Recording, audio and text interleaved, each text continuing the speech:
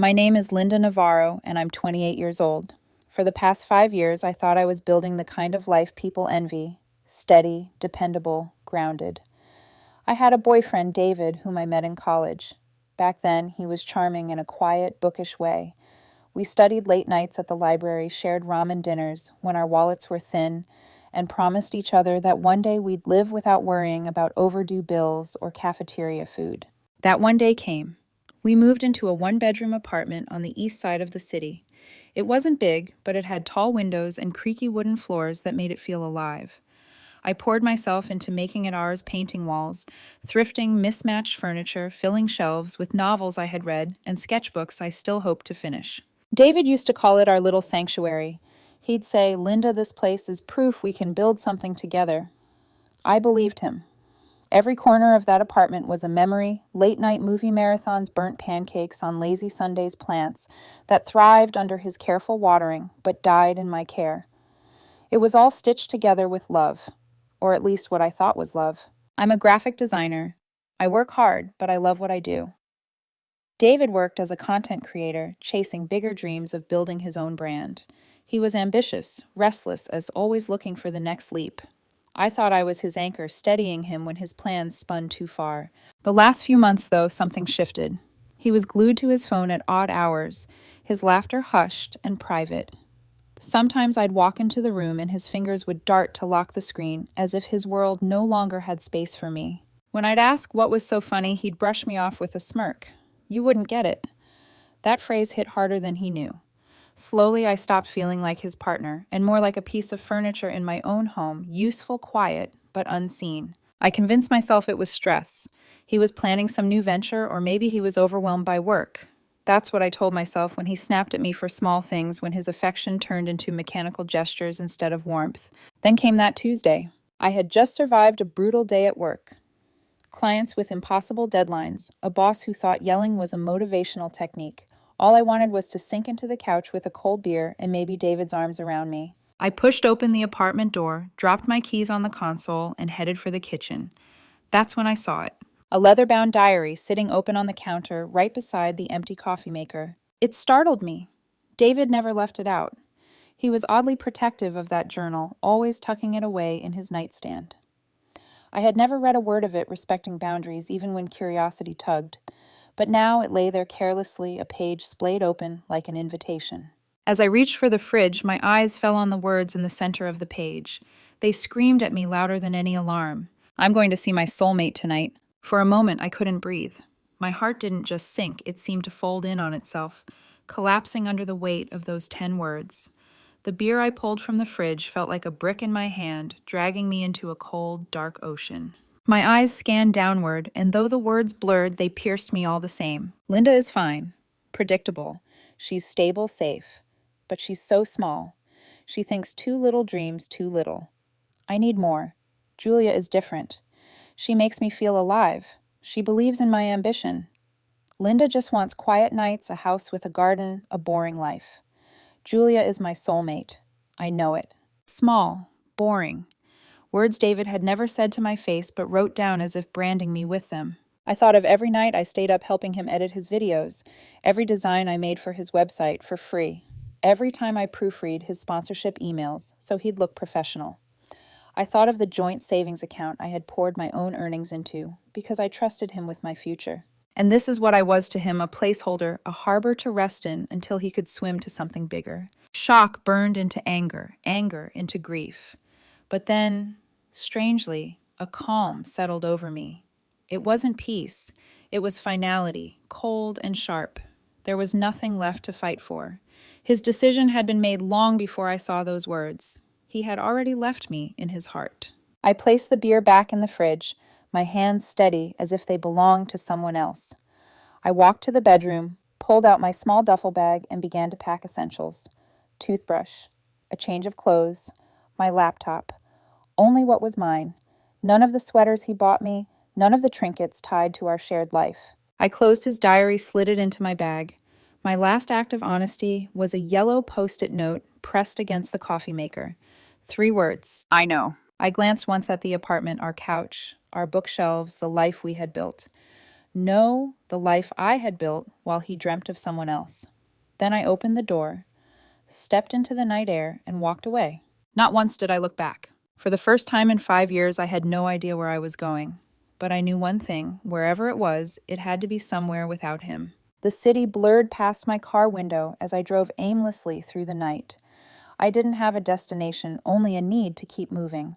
Every traffic light felt like a test stop breathe and risk thinking too much or keep going and let the hum of the tires drown it all out. My phone lit up on this passenger seat. The name glowing on the screen made my stomach knot, David. I stared at it as it rang once, twice. My hand trembled, not with longing, but with the weight of a decision. Answering meant stepping back into the fire I'd just escaped. Letting it ring meant silence, but also unfinished business. On the third ring, I picked up. Linda. What the hell is this? His voice was sharp, panicked. Where are you? I let out a slow breath. I'm out. What do you mean out? You can't just leave. Are you trying to scare me? This isn't funny. No joke. I said, my tone flat, almost detached. I found your diary, David. You left it open on the counter. Silence, heavy, suffocating silence. I could hear him breathing, quick and uneven. I pictured him in our kitchen, staring at the post-it on the coffee maker, his mind racing through excuses. Finally, his voice returned sharper, now tinged with indignation. You invaded my privacy. That was private, Linda. How could you do that? I almost laughed. The absurdity stung more than the betrayal. Invaded your privacy. You wrote that you were going to see your soulmate tonight. You wrote that I'm small, boring.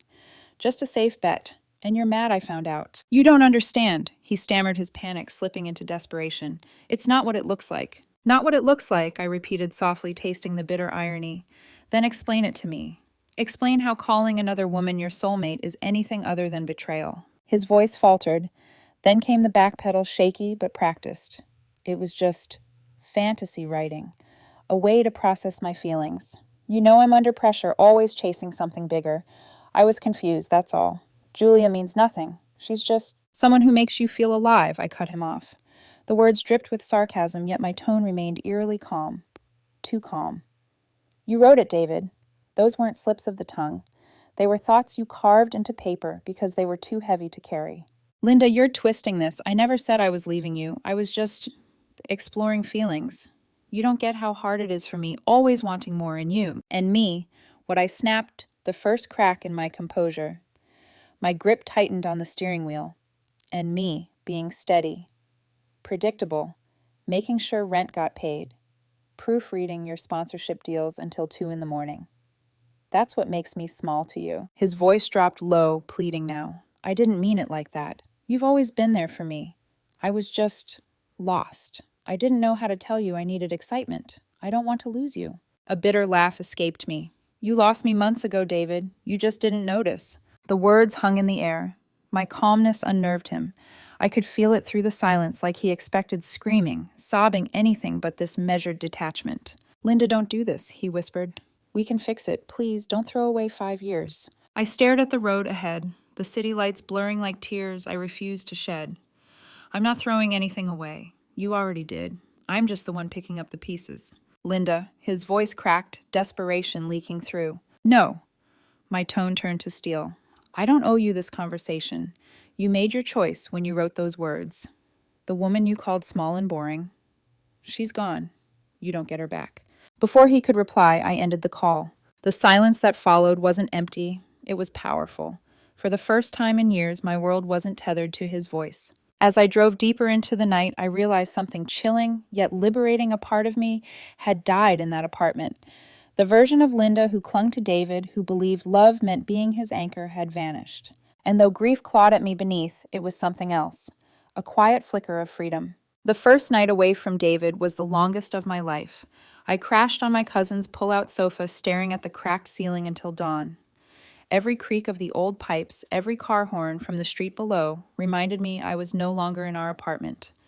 My body felt restless, as though it hadn't yet caught up with the fact that I'd walked away. The air in her place smelled faintly of lavender detergent and candle wax. Safe, but temporary. That word temporary became my shield. I told myself the hurt was temporary. The sleepless nights, the phantom ache of reaching for someone no longer there, the echo of his diary words, small, boring, safe. They haunted me, but only for now. Daylight forced me to move. I threw myself into work, staying longer at the office so exhaustion might dull the grief. At night, when my cousin made tea and asked gentle questions, I offered short answers. I'm fine. Just tired. Lies disguised as coping. But when she went to bed, I'd sit alone with my laptop, scrolling through old photos I hadn't deleted yet. David and me at the farmer's market, arms full of flowers. David holding up his first big sponsorship check. David asleep on the couch, his head in my lap. Memories that once felt warm now look staged, like I had been cast as the background in someone else's story. I tried to erase him piece by piece, deleted his number, blocked his socials, packed the few items I had taken from the apartment into a small box and shoved it under the bed. But grief has a way of finding cracks to slip through. Some nights I'd wake up reaching for my phone, half expecting his goodnight text, only to remember the truth. Still slowly a rhythm formed. Morning coffee at my cousin's tiny kitchen table. Long hours at the office. Sketching during lunch break something I hadn't done in years. Cooking simple meals for myself. At first it all felt hollow, but somewhere between the silence and the small routines, I caught flickers of peace I hadn't realized I'd lost. Weeks passed. Then, out of nowhere, a message from Clara, a mutual friend who had been in David's orbit as long as I had. Linda, can you believe what happened with David and Julia? My heart stuttered. Julia. The name inked into his diary. His supposed soulmate. I met Clara at a coffee shop near her office. She slid into the booth with wide eyes, her voice dropping to a conspiratorial whisper. You won't believe it. Julia wasn't who he thought she was. I braced myself, not sure if I wanted to hear more. Clara continued anyway, words spilling like a dam had broken. She wasn't some high-powered partner. She was a consultant on contract temporary, just like half the staff at his firm. She strung him along, told him she could help him level up his business. Meanwhile, she was stealing client contacts right from under his nose. The firm found out, fired him on the spot, and blacklisted her. And then get this, she ghosted him, completely disappeared. He lost everything. Job, reputation, even some friends who cut him off when the truth came out. I sat there stunned. The bitter taste of irony filled my mouth. The woman he had called his soulmate, the one who made me small in comparison, had used him as nothing more than a stepping stone. Clara's voice softened. I shouldn't be laughing, but, Linda, it's like karma. Cold, brutal karma. I didn't laugh. I wanted to. I wanted to relish the justice, to feel vindicated. Instead, all I felt was a hollow ache. David had betrayed me, yes. He had chosen someone else. But hearing how far he had fallen, how quickly his world crumbled, didn't bring me joy. It only underlined the truth I had already known. He was never the man I thought he was. That night, lying awake on the sofa again, I replayed Clara's words. Fired. Ghosted. Ruined. And yet, even as I tried to shut it out, one thought echoed, if Julia was a fraud, then what does that make me? A consolation prize. He cast aside before the scam revealed itself. I turned onto my side, clutching the pillow. For the first time since leaving, I whispered the truth into the dark. I wasn't small. He just never saw me. The words didn't heal me instantly, but they cracked something open like the first ray of light through heavy curtains. And with that small flicker of clarity, I promised myself I would never again let anyone define my worth. Not David, not his diary, not even karma. The first message came late on a Sunday night. A number I didn't recognize lit up my phone. I miss you, we should talk. I stared at the screen, my thumb hovering over the reply button. For a moment, I felt the old reflex, the muscle memory of 5 years of loyalty. But then I remembered his diary, the words etched into my mind like scars, small, boring, safe. I put the phone face down and let the message rot in silence. A week later, another attempt. This time a flood of texts, long rambling apologies. I made a mistake. Julia was a liar. She tricked me, Linda. You're the only one who ever cared. Please, I see that now. Don't turn your back on me when I need you most. Not once did he apologize for what he wrote about me. He apologized for the consequences he faced, not for the cruelty he inflicted. It was never about love, it was about losing his safety net. I didn't answer. Then came the voicemail. A blocked number, a voice I hadn't heard in weeks. Linda, please, just call me back. I know I hurt you, but you have to understand I was lost. She was a mistake. You were always so good to me. I can't sleep, I can't think. Please, I need you. I need us. His voice cracked, trembling with tears. Once that sound would have broken me, sent me rushing into his arms. But now, listening in the dark, it didn't stir sympathy. It stirred something else, relief. relief that I wasn't on the other end of that desperation anymore. Still, I won't lie. The silence wasn't easy. Some nights lying awake, I'd replay his words in my head. I need you. I can't sleep. Please. They tangled with my memories, with the 5 years I had given him, with the part of me that still longed to be chosen. But every time doubt crept in, I reminded myself of the truth he had chosen. He had written it down in black ink. He had already walked away from me in his heart. The final attempt was in person. I had just started a new job at a small design agency downtown. I was walking back from lunch when I saw him at the front desk, disheveled eyes bloodshot, clutching his phone like a lifeline. My stomach dropped, and instinct took over. I ducked into the stairwell, heart racing, sending a quick message to my boss, personal emergency. Please don't let that man upstairs. Minutes later, my phone buzzed with a new text. I know you saw me. Don't be a coward. You owe me a conversation. Owe him. That word stuck like a thorn. As if loyalty had been a debt, as if love had been a loan, I was obligated to keep paying long after he defaulted. I smiled bitterly, slipped my phone back into my pocket, and walked to my desk. No reply. Not anymore. That night, I stood at my apartment window, looking out at the city lights. The Linda who once would have opened the door, listened to his excuses, wept into his arms that Linda was gone.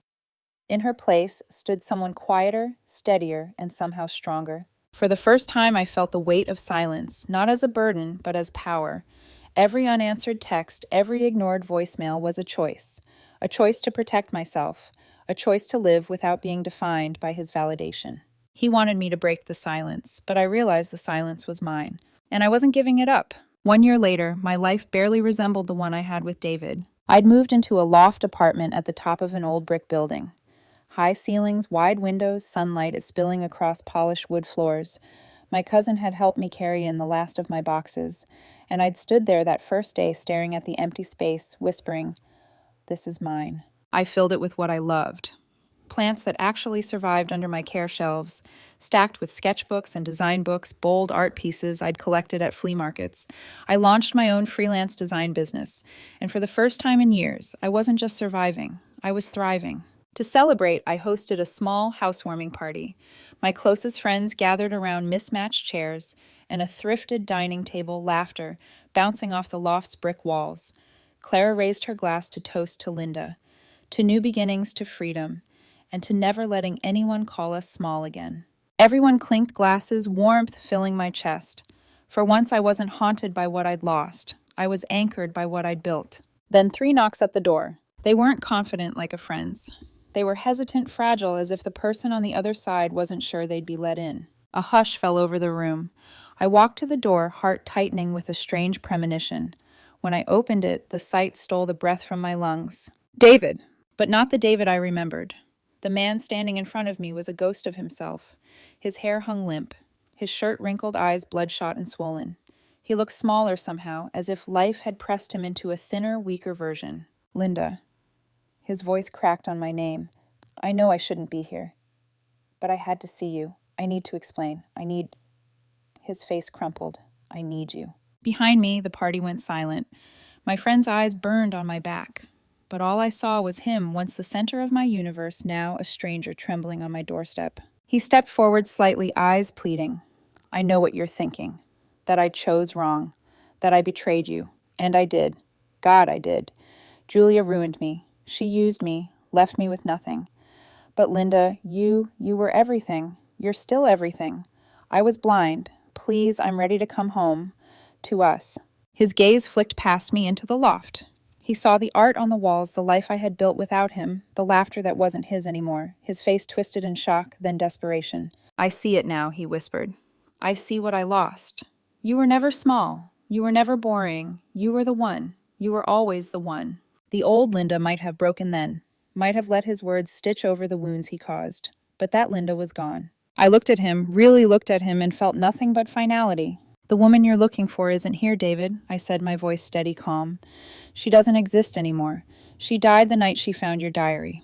He flinched as if I'd struck him. Don't say that. You're still you. I shook my head. No, I'm not. That Linda, the one who stayed up until 2 a.m. for you, who poured her savings into your dreams, who begged for scraps of affection while you chased someone else, she's gone. You killed her with your words. with your choice. He opened his mouth to protest, but I cut him off. Look around you. This life, these friends, this peace. I built it from the ashes of what you burned. You called me small, but without you, I've grown into something bigger than you'll ever see. Tears pooled in his eyes. Please, I can change.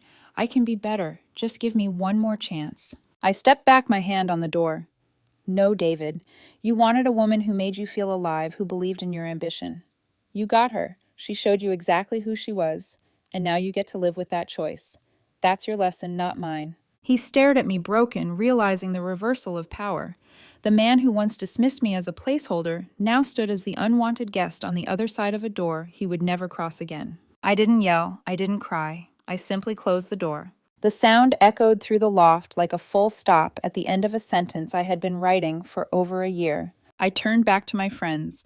Clara's eyes glistened. My cousin gave me a small nod. And as I raised my glass once more, a smile tugged at my lips. I was not small. I was not boring. I was free.